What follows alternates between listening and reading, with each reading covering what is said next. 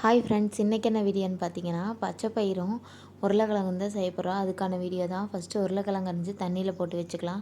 அதுக்கப்புறமாட்டு நம்ம வெங்காயம் உரிச்சிக்கலாம்.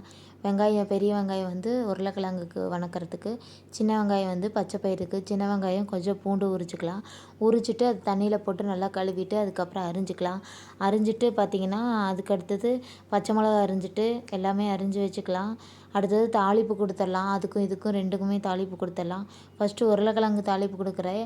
எண்ணெய் ஊற்றி கடுகு, கடலைப்பருப்பு, வெங்காயம் எல்லாம் போட்டு வதக்கி விட்டுட்டு கொஞ்சம் கருவேப்பிலை எல்லாம் போட்டு நல்லா வதக்கி விட்டுடலாம்.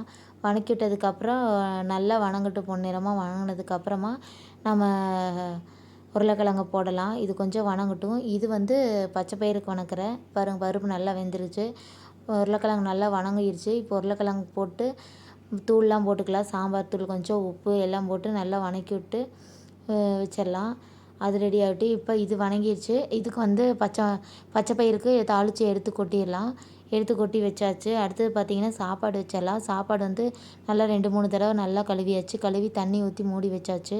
அளவான தண்ணி ஊற்றி விசில் வரட்டும். இப்போ உருளைக்கிழங்கு பார்க்கலாம். உருளைக்கிழங்கு இன்னும் தண்ணி இருக்குது, நல்லா வேகட்டும். வெந்த பிறகு அதுக்கப்புறம் ஆஃப் பண்ணிடலாம். இப்போ பருப்பு கடைஞ்சிடலாம். அந்த கேப்பில் பருப்பு கடைஞ்சிட்டு பார்த்திங்கன்னா எல்லாமே ரெடி ஆயிடுச்சு. காயெல்லாம் இறக்கியாச்சு. சாப்பாடு அவங்க அப்பா வேலைக்கு போகிறாரு, அதனால் சாப்பாடுக்கு போட்டு கொடுத்துடலாம் ஃபஸ்ட்டு. அதுக்கப்புறமா லஞ்ச் பேக் பண்ணிக்கலாம்.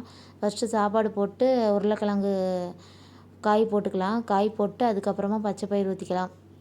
ஊற்றிட்டு பார்த்திங்கன்னா லஞ்ச் பேக் பண்ணுற வேலை தான்.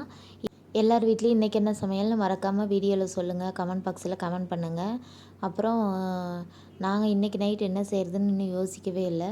நைட்டு சப்பாத்தி தான் செய்யலான்னு பார்க்குறேன். அதையும் முடித்தா விளாக் போடுறேன். ஃபஸ்ட்டு டிஃபனில் வந்து சாப்பாடு போட்டுக்கலாம். சாப்பாடு போட்டு அதுக்கப்புறம் இந்த மேல் தட்டில் காய் வச்சுக்கலாம். காய் வச்சுட்டு அப்புறம் என்ன, இதை பேக் பண்ணிடலாம். பேக் பண்ணிவிட்டு கப்பில் வந்து தனியாக பச்சை பயிர் ஊற்றிக்கலாம். அவ்வளோதான் ஃப்ரெண்ட்ஸ். வீடியோ பார்க்கலாம்.